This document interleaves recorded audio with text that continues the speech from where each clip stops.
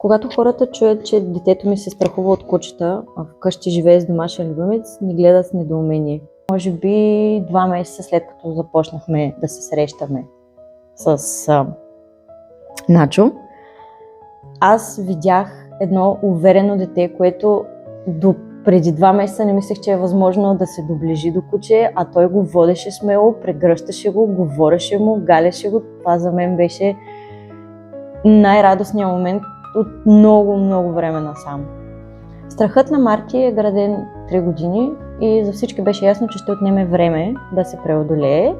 За нас като родители беше много тежко да виждаме всичко това. Ние сме израснали сред животни и това детето ни и кучето ни да не се разбират беше много тежко. Лео е осиновен от триота в Каменари. Го имаме 4 години преди да се роди Мартин и никога не сме си представили, че ще изпаднем в подобна ситуация и безизходицата беше изключително тежка.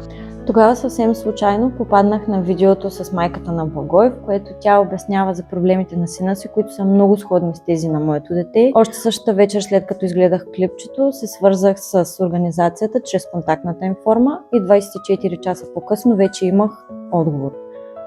Запознахме се с Царина Георгиева, която от ноември месец насам работи с Мартин.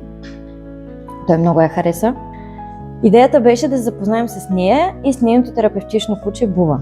Срещата между Марти и Бува не беше особено успешна, както и очаквахме. Той стоеше леко на страна и му трябваха още няколко срещи с нея, за да се убеди, че тя е изключително кротка и спокойна, да пита за нея нон-стоп. След като видяхме, че между тях нещата потръгнаха, доведохме нашия домашен любимец Лео, за да види Цари по какъв начин те двамата комуникират и да ни помогне на нас и на тях да изградят отново връзката, която имаха, когато детето беше малко.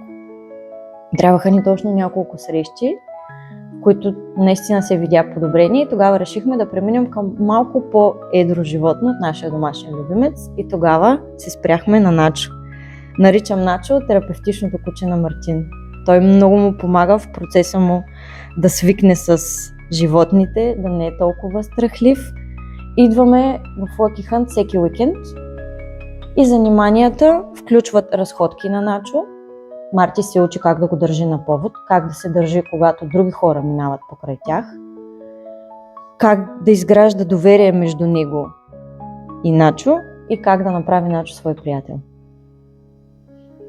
Работата ни с Lucky Hunt вече 4 месеца доказва максимата, че за да преодолееш един страх, трябва да се изправиш с него и винаги, разбира се, имаш нужда от опитен човек, в нашия случай в работата си с кучета и от опитно куче-терапевт, което да се погрижи за теб и да те накара да бъдеш по-спокоен и по-самоуверен. Вярвам, че за всеки човек има куче и за всяко куче има човек.